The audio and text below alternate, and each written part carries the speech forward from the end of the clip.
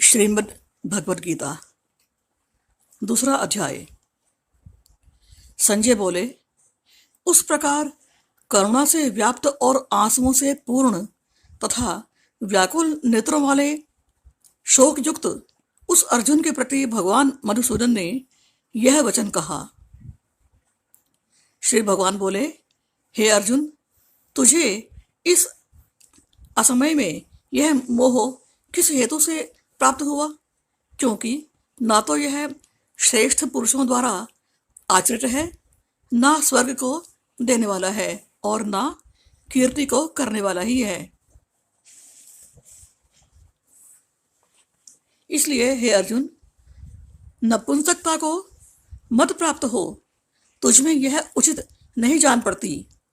हे परंतप, हृदय की तुच्छ दुर्बलता को त्याग कर युद्ध के लिए खड़ा हो जा।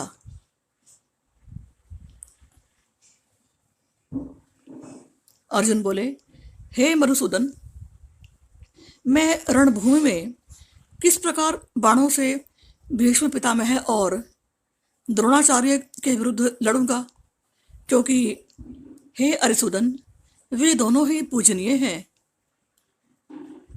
इसलिए इन महानुभाव गुरुजनों को न मारकर मैं इस लोक में भिक्षा का अन्न भी खाना कल्याणकारक समझता हूँ, क्योंकि गुरुजनों को मारकर भी इस लोक में रुधिर से सने हुए अर्थ और काम रूप भोगों को ही तो भोगूंगा।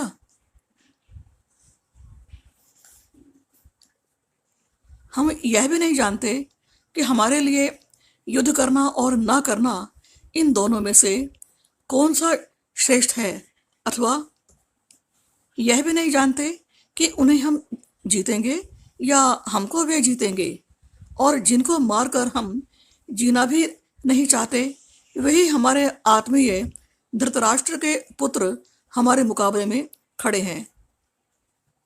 इसलिए कायरता रूप दोष से उपहत हुए स्वभाव वाला तथा धर्म के विषय में मोहित चित्त हुआ मैं आपसे पूछता हूँ कि जो साधन निश्चित कल्याणकारक हो वह मेरे लिए कहिए, क्योंकि मैं आपका शिष्य हूँ।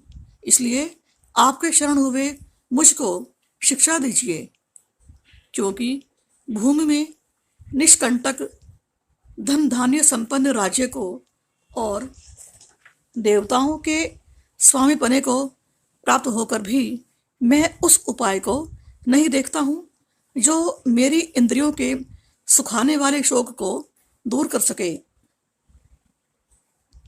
संजय बोले, हे राजन, निद्रा को जीतने वाले अर्जुन अंतर्यामी श्री कृष्ण महाराज के प्रति इस प्रकार कहकर फिर श्री गोविंद भगवान से युद्ध नहीं करूंगा यह स्पष्ट कहकर चुप हो गए।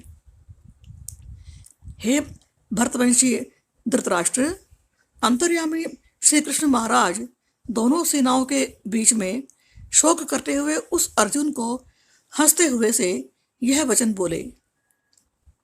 श्री भगवान बोले, हे अर्जुन, तू ना शोक करने योग्य मनुष्यों के लिए शोक करता है और पंडितों के से वचनों को कहता है, परंतु जिनके प्राण चले गए हैं उनके लिए और जिनके प्राण नहीं गए हैं उनके लिए भी पंडित जन शोक नहीं करते।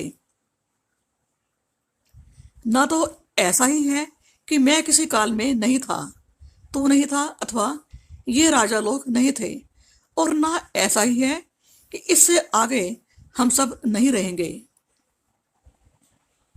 जैसे जीवात्मा की इस देह में बालकपन, जवानी और वृद्धावस्था होती है, वैसे ही अन्य शरीर की प्राप्ति होती है। उस विषय में धीर पुरुष मोहित नहीं होता। हे कुंती पुत्र, सर्दी गर्मी और सुख दुख को देने वाले इंद्रिय और विषयों के संयोग तो उत्पत्ति विनाशशील और अनित्य हैं। इसलिए हे भारत, उनको तो सहन कर।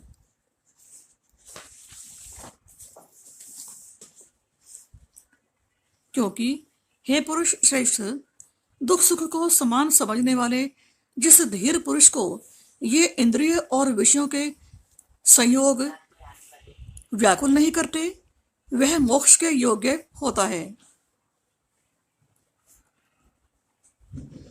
असत वस्तु की तो सत्ता नहीं है और सत का अभाव नहीं है।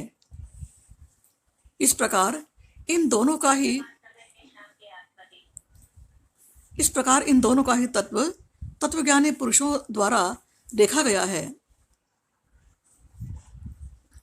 नाश रहित तो उसको जान जिससे यह संपूर्ण जगत दृश्य वर्ग व्याप्त है। इस अविनाशी का विनाश करने में कोई भी समर्थ नहीं है। इस नाश रहित अप्रमेय नित्य स्वरूप जीवात्मा के ये सब शरीर नाशवान कहे गए हैं। इसलिए हे भरतवंशी अर्जुन, तू युद्ध कर।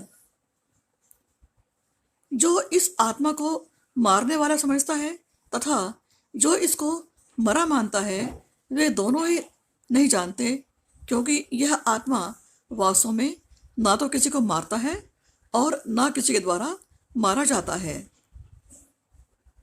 यह आत्मा किसी काल में भी ना तो जन्मता है और ना मरता ही है तथा ना यह उत्पन्न होकर फिर होने वाला ही है, क्योंकि यह अजन्मा, नित्य, सनातन और पुरातन है। शरीर के मारे जाने पर भी यह नहीं मारा जाता। हे प्रथापुत्र अर्जुन, जो पुरुष इस आत्मा को नाश रहित, नित्य, अजन्मा और अव्यय जानता है, वह पुरुष कैसे किसी को मरवाता है और कैसे किसी को मारता है। ओम नमो भगवते वासुदेवाय। शेष भाग अगले अंक में। कम रद्द करें बटन। रिकॉर्डर पूर्ण बटन।